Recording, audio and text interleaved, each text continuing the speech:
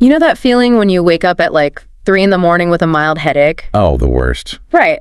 And instead of just going back to sleep, you grab your phone. Yep. Big mistake. Huge mistake. You type your symptom into a search bar and, well, 10 minutes later you are sitting in the dark, absolutely convinced that you have, at best, maybe 5 minutes left to live. Yeah, the classic midnight medical spiral. I mean, it is a universal human experience. It really is. Your brain just takes this single, totally benign data point and instantly constructs a catastrophic, unavoidable reality out of it. Just completely bypasses logic. Completely. It completely bypasses your logical prefrontal cortex. Well, welcome to this deep dive, because today we are exploring exactly that kind of panic through excerpts from Liliana Carlisle's novel, Look What the Pack Dragged In. Such a great title, by the way. It is, right. And we are going to examine how Carlisle uses this really unique, supernatural, pheromone-driven world to unpack something that, honestly, almost all of us suffer from at some point. Yes, severe clinical level anxiety. Exactly. Anxiety and just that desperate search for safety. So our mission today is to explore how the author takes this cozy, seemingly low-stakes setting, A local cat rescue, of all places. yeah, a cat rescue, and uses it to explore the chaotic, often really messy tension between what our minds think we want and, well, what our biology demands we actually need. What's fascinating here is the specific world building Carlisle is utilizing to tell this story. Right, the Omegaverse. Yeah, for those who might not be familiar with the Omegaverse subgenre, human biology in this universe is inextricably intertwined with animalistic traits. So it's not just like a personality quiz. No. Society is generally categorized into alphas, betas, and omegas. But this isn't just some cultural or social label, you know. It is a profound physiological reality. Wow. Characters have dynamic scent profiles that literally broadcast their internal emotional states. They possess these inner instincts. Like an inner voice. Literally an inner omega or an inner alpha. And it acts almost like a second consciousness, constantly demanding a mate or a pack. So they're fighting their own bodies, kind of. Exactly. The ultimate driving force for these characters isn't just, finding love. It is the formation of deep biological pack bonds that physically regulate their nervous systems. Okay, let's unpack this through the lens of our protagonist, Maeve, because she's just such a great character. She really is. She is 24 years old, and she works at the Furs and Purrs cat rescue in Luna County. Furs and Purrs. I love it. Right.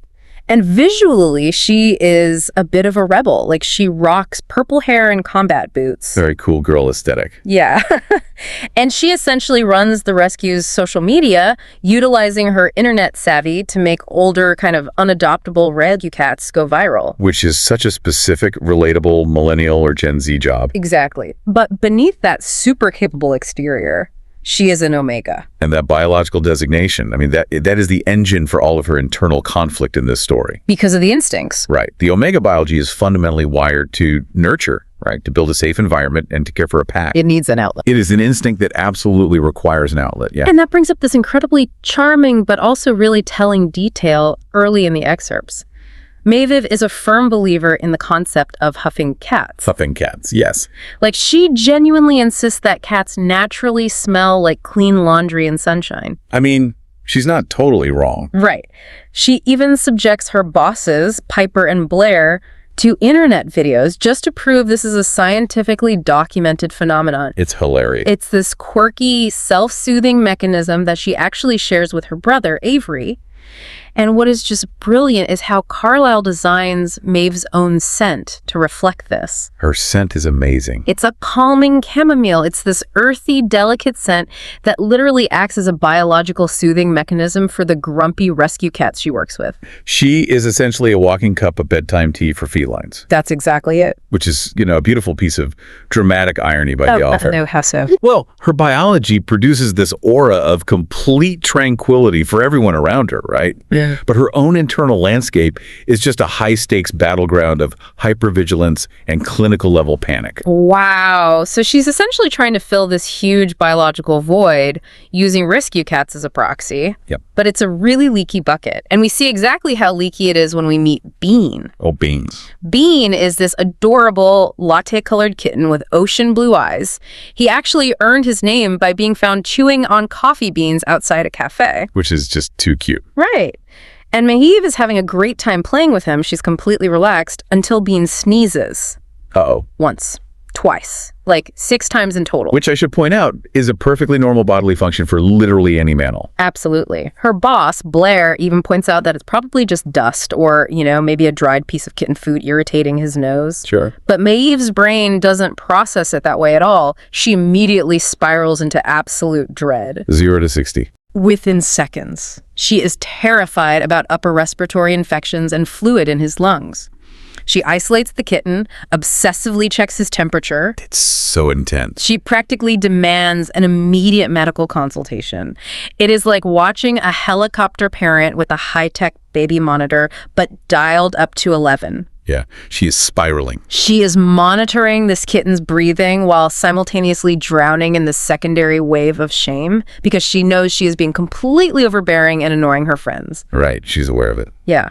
So why does Maeve attach so much of her self-worth and emotional stability to anticipating these tiny feline disasters? Well, it comes back to that misdirected biological imperative we were talking about. The omega stuff. Exactly. In this universe, an omega without a pack is basically like a tightly coiled spring. Maeve actually moved to Luna County to be closer to her brother and his new pack, but she doesn't have a pack of her own. So she's adrift. She is. In the absence of a matched mate or a grounded community to just balance her out, her deeply ingrained instinct to nurture just completely misfires. Oh, wow. It latches onto the most vulnerable things in her immediate vicinity, which in this case are the rescue cats. That makes so much sense. She isn't just worried about a sneeze, Yeah. She is desperately trying to control an uncontrollable world to satisfy a deep biological need for safety. Her anxiety is actually a symptom of her isolation. Man, and because she's using the rescue cats as a proxy for a pack, her romantic life is where this biological conflict truly erupts. Oh, absolutely. Because she isn't entirely isolated from potential mates. Like, she has options. She definitely has options. And the way Carlisle frames this choice is just brilliant because she distills a massive psychological dilemma into a literal battle of 2 distinct scents. The scents are so important. It is the human desire for comfort versus the undeniable pull of biology. It's a classic literary conflict, right? But it's elevated by the physiological rules of the Omegaverse. Yeah, the stakes are physical. Every interaction carries weight because they are literally breathing in each other's intentions. Okay, so let's look at the first contender in this battle, Ivan. Good old Ivan.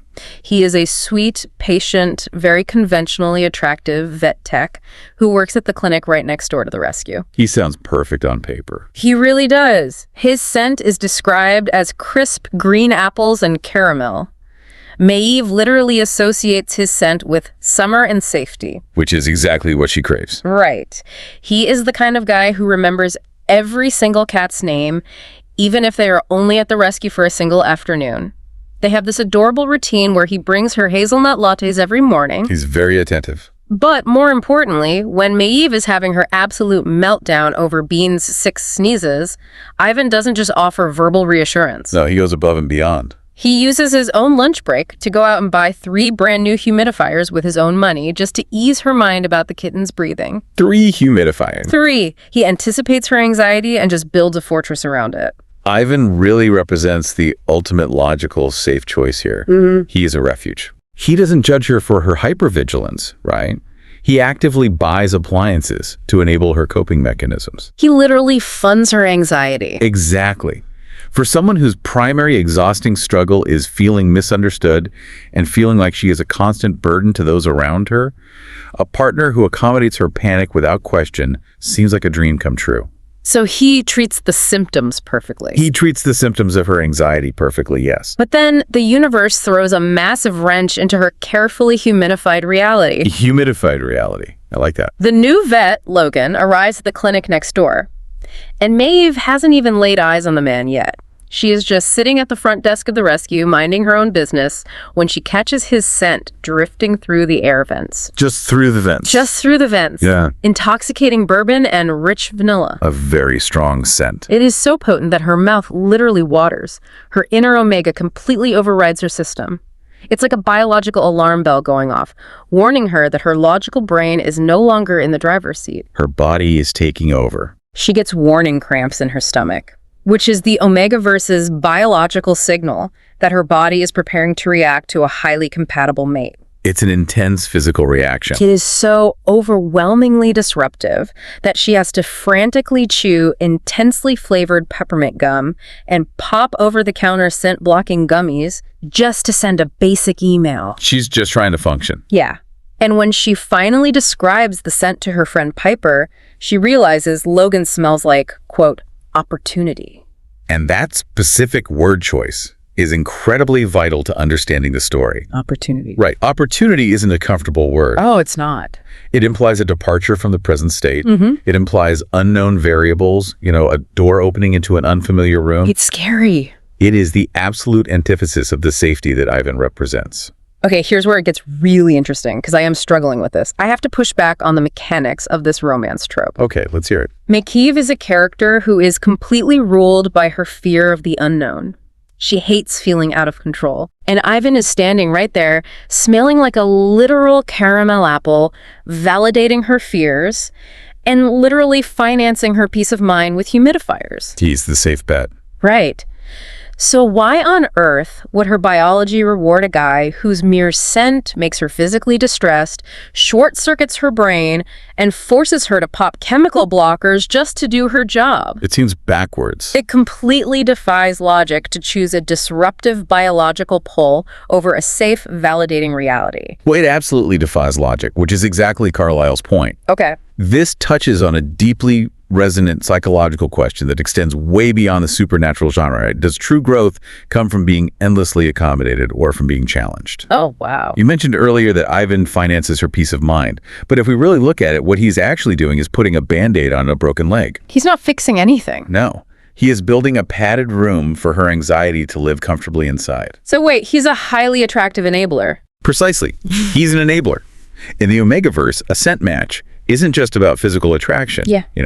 It is biology's way of forcing evolution. Forcing evolution, that's powerful. Logan's scent represents a destiny that disrupts her carefully controlled, anxious reality.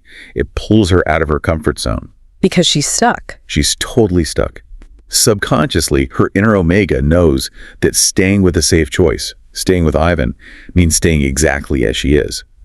Forever trapped in a cycle of just managing symptoms. Wow. The biological pull towards Logan is violently disruptive because it is a pull towards actual healing, and healing requires tearing down the wall she has built. Man, that is deep. And the limits of Ivan's accommodation become glaringly obvious when her anxiety hits an absolute breaking point over, of all things, a slightly squinty cat. The squinty cat scene. The way Maeve and Logan actually meet face-to-face for the first time is a masterclass in secondhand embarrassment. It is so hard to read, but so good. Let's set the scene for this climax.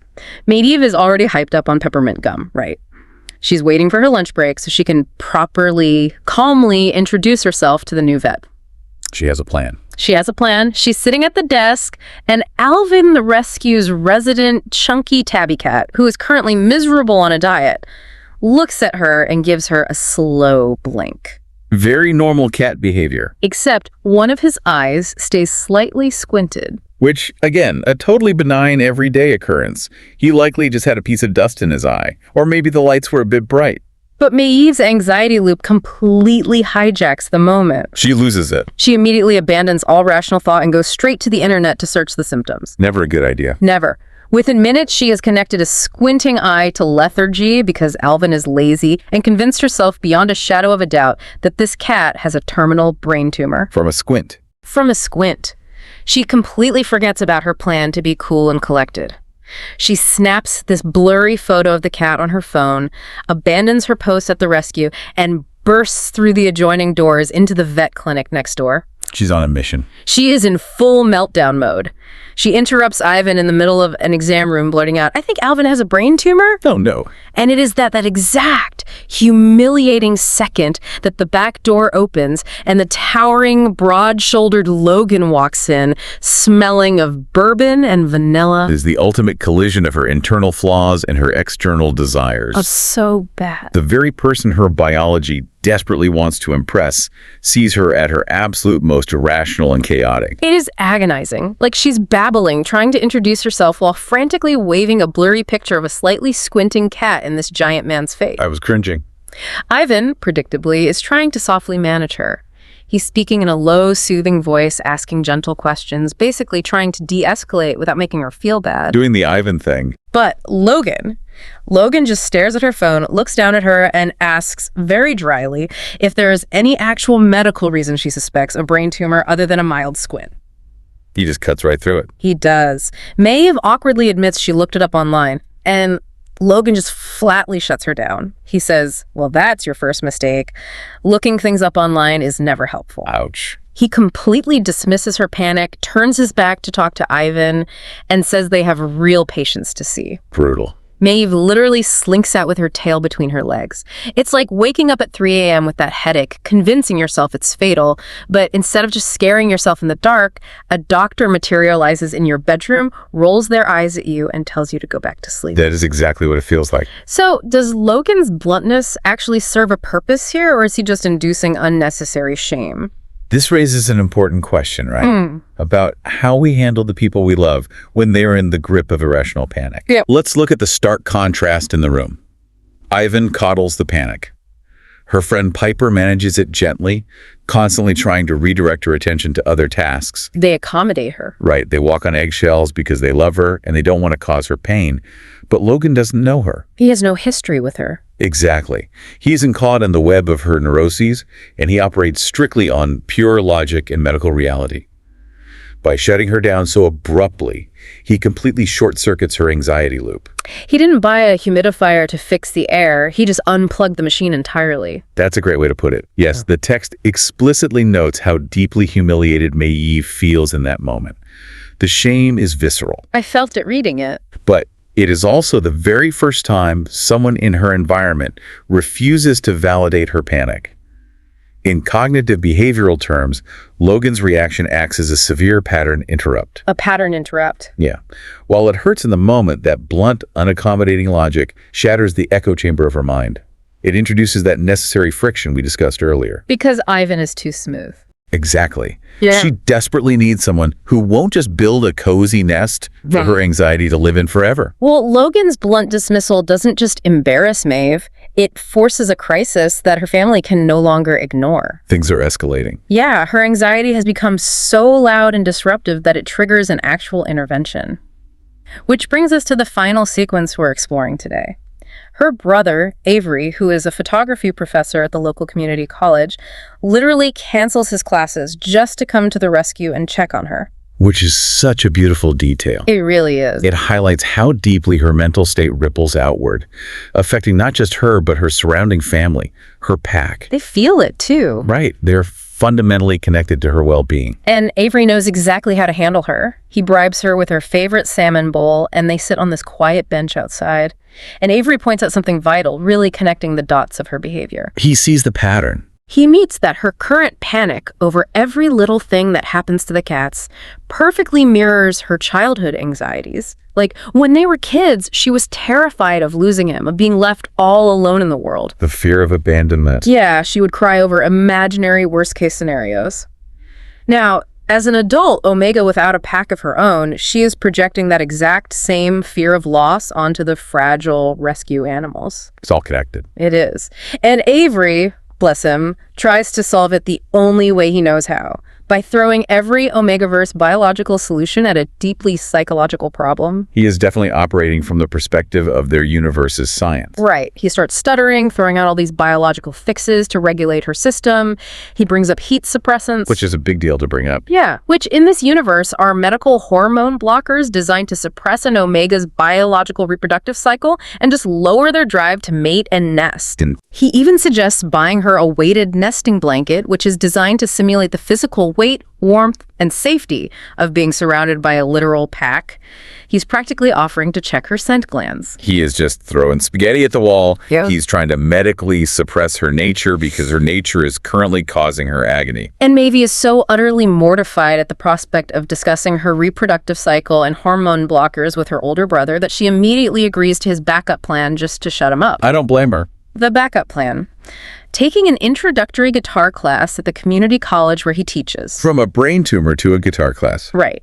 Avery mentions that the teacher is a friend of his, an extremely talented but notoriously harsh and demanding musician. He tells her point blank that she needs to put her nervous, spiraling energy into something that isn't hurtful to herself or the people around her. A distraction. So I have to ask, is an intro-level guitar class with a strict teacher really a valid prescription for biological, hormone-driven, clinical-level anxiety? On the surface, no. Didn't think so. Learning a few chords on a guitar doesn't cure a biological imperative to build a pack. But Avery isn't actually trying to cure her biology. He's trying to manage its expression. Oh, okay. He recognizes that her excess nurturing energy is basically like water from a fire hose. It needs a container. That's a great analogy. Right now, that container is the fluctuating health of fragile rescue cats, which is just a recipe for endless, unpredictable distress. Right, because cats get sick. Exactly. By redirecting her into a highly structured creative outlet, especially one with a harsh teacher who will demand discipline and focus rather than coddling her fears, Avery is giving her a new framework. He's giving her a safe place to be stressed. Yes. It brilliantly highlights the supportive, protective dynamic of the pack concept in this genre.